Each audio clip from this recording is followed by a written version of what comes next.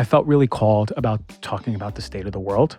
I'm far from an expert of geopolitics, but I'm able to speak about spirituality and our own responsibility for ourselves. So I'm going to give you a clue into what I hope is a very empowering segment for you, just to, at the very least, turn off the anxiety that so much of us are living with. Let us get into the show. Okay, so the state of the world has been pretty tumultuous over the past few weeks, right? I would say it's been tumultuous for many years, for ages, for centuries. Like a repressed emotion or a repressed disease, it will always come to the surface. And, the world and us go by very different perspectives and experiences of time. When it comes to the age of the earth and the age of humanity, we are so much more concentrated in what we think time is versus the shifts in how the world moves. And what I mean by that is this. The world will always go through contractions and expansions, just like breathing, right? We breathe in, we contract, we expand. And the world will go through that. And it'll take centuries for just one breath to happen. But for us, we'll see things in our lifetime that is tumultuous. And we'll have a very different perspective on the reality of what time may be, which is not real at all. But when you look at the state of the world, it's nothing new. Since the beginning of the world, there's been repression, and then coming to the surface and inflammation. Repression, coming to the surface and inflammation. In fact, it is the very nature of the ego of what we're seeing. The very nature of the ego is to celebrate what fits in the egoic paradigm, and then push down what doesn't fit. And then push down further, and then it inflames up, and then we call the state of the world shit, and then we push it back down and everything's better in the world. This is the cycle we've been at for a long time. What you're seeing is a stair-step peaking over the years of this inflammation getting more and more and more dramatic, to the point where now it's explosive, right? And you feel it, don't you? You feel it in your body. There's been a lot of people who have felt helpless and who have felt enraged, who has felt emotional, and rightfully so. All of these parts of us starting to show up. Even the parts of us that we've kind of held down, really triggered about maybe the media we consume, the stories we hear, the things we read. And that's okay. But on a deeper level, I want you all to do something. There is no benefit to us continuously consuming something that is perpetuating the same thing that we've been living with, and that's fear, okay? And I say that because the collective state of the world is the way it is because we are in a persistent emotional state of fear. That is the collective consciousness overriding emotion. That is by choice forever. We have all made decisions that fear is the part of us that is most on the surface. And because of that, it's not just you, it's the world. The state of the world is expressing itself in fear. Well, then naturally the question is, fear of what, right? Fear of what? I don't feel scared. I go to work and I do my thing and I'm happy with my faith. I'm talking about there's a deep sense of fear that we all live with. And it is originating from the same place over and over and over and over for centuries since the beginning. And it is the repression for us to be who we are. Now, I've been saying this for a year, and it is easily applicable to the state of the world. When we are not allowing ourselves to be who we are fully, when we don't even know who we are because we've been so oppressed and repressed, think about the states of our body. Imagine, if you will, let's do this exercise. You come into a boarding school in another country, and the headmaster has created these very rigid rules that everyone has to wear the same outfits. Okay, well, we've seen that on TV or you've heard of something like that. But everyone has to follow the same exact rules. In fact, the sense of individuality, artistry, expression, talent, creation, the sense of joy is gone. There's conformity to be fit into this paradigm or this school, for this example, that you must be part of in order to survive, right? It is actually the only way to survive. Imagine if you went to that school for a week, how you'd feel. You probably conform. You probably start figuring it out because humans are highly adaptable. Imagine week 4.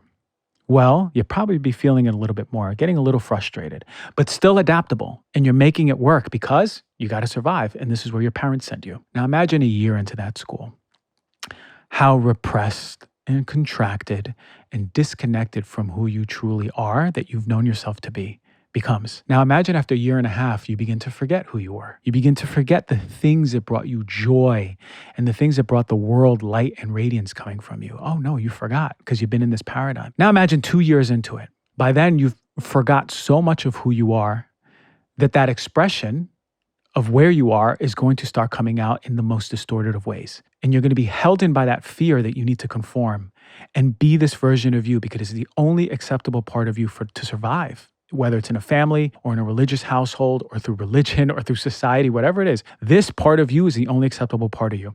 Imagine that compression in the body of how it feels. Now imagine 2 years into that boarding school. What's going to come out? Because I guarantee there's going to be kids there. There's going to be people there who start rebelling, right? There's going to be people there who get angry, who are enraged. There's going to be people there who are so repressed that have the capacity and the ability to hurt another person, right? And something that is not within who they are, right? Who they know themselves to be. No, they're pulling out this dark part of them that is actually within all of us. Because I promise you, if your world was to go to shit and we needed to survive, and the only thing we could do is kill an animal, and you say you'll never kill an animal or kill another human being, that is within all of us. So let's not fool ourselves that we have a lot of darkness inside of us as we have all of that light. But again, imagine you're in this boarding school. Of course, when you are fully repressed and not allowed to be who you are, what do you think is going to happen? So I want you to extrapolate that to the state of the world. The state of the world, we have not allowed people to be fully expressed in their hearts who they're supposed to be. We've called adulthood the disconnect from who you are as a child. And we've blasted that bridge and have never connected that, hey, you still are a kid in your heart. You still are allowed to dance. You still are allowed to sing.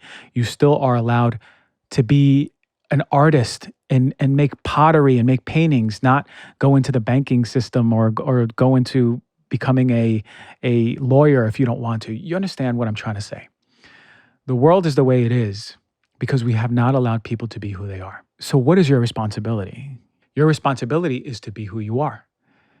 Why does that even matter? Why does me being who I am have any effect on the state of the world? Well, it does. You don't need to take psychedelics to have a felt sense that we're all connected.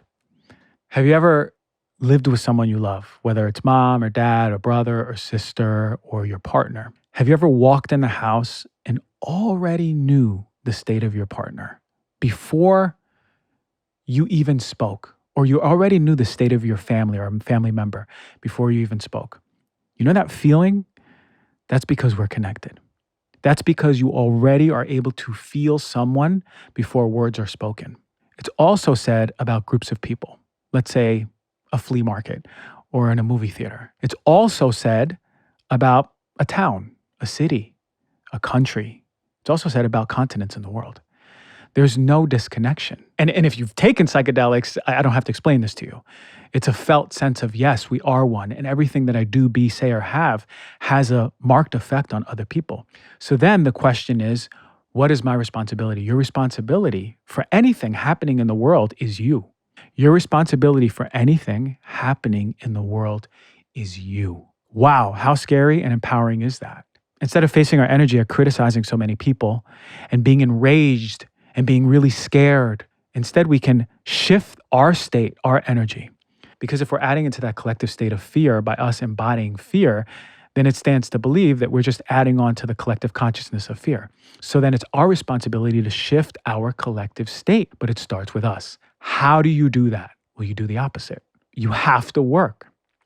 If your default is fear by the way you grew up, by the way you were indoctrinated, by the media you've consumed, by the news that you watch, right? If you have been living in fear and not even noticing it, then you can't know yourself to be anything other than you believed yourself to be, but I promise you, you're more than that. So when you connect to a felt sense of joy, that is the medicine.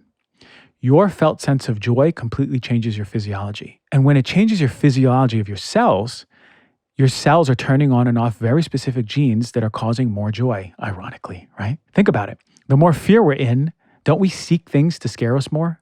The more anger we're in, don't we seek things that get us more angry? The more we are in an emotion, the more that emotion is continuously being recycled in the body, and the cells are expressing more receptors to that emotion. We see it with cortisol all the time. It's our responsibility to shift our state to joy.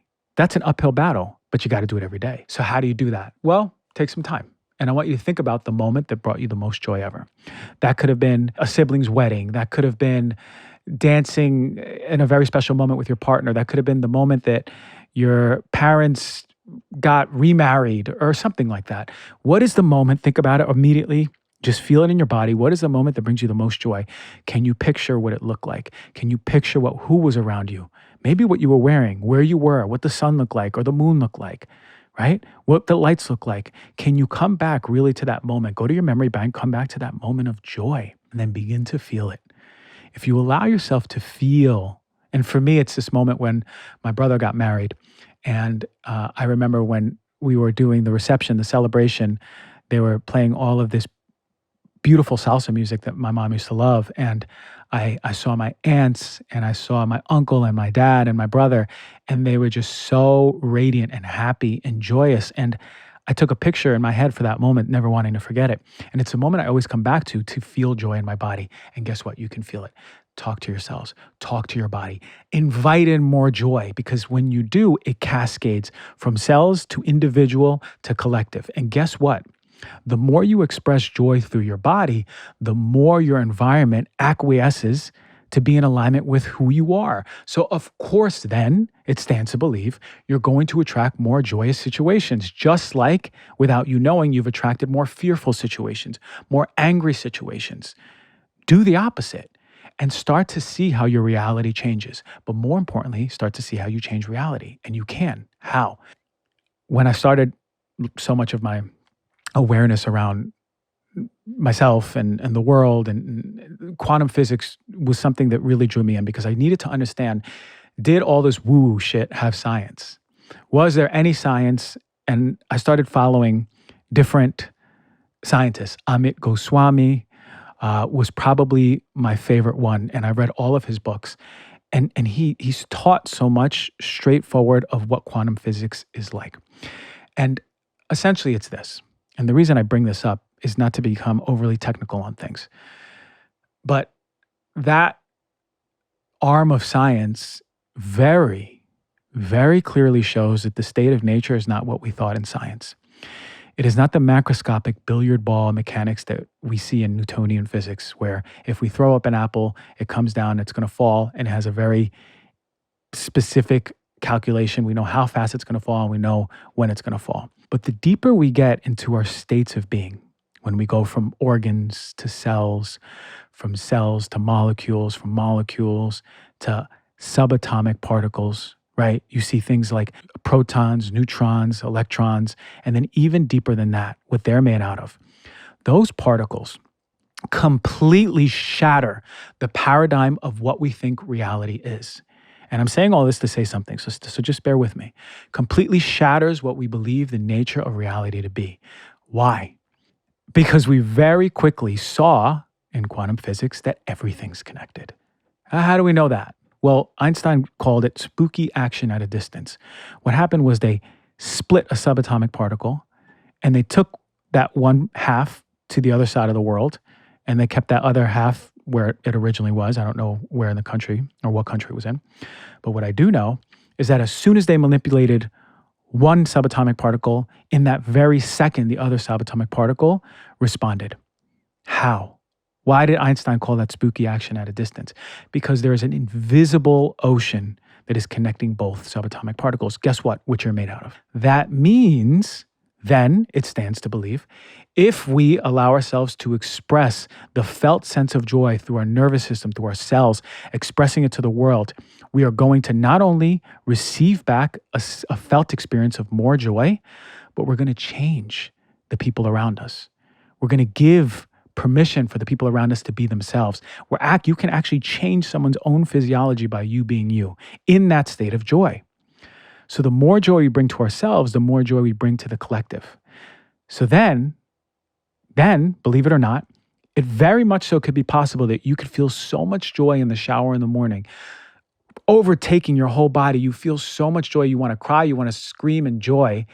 And it could very well be that someone is in a shower in Japan and out of nowhere feels a huge sense of joy. And without even knowing, you've influenced that person. So to think you don't have power to change the world would be the most foolish statement in the world. You have the power to change the world, and you do it by you being you. I wanted to say those words.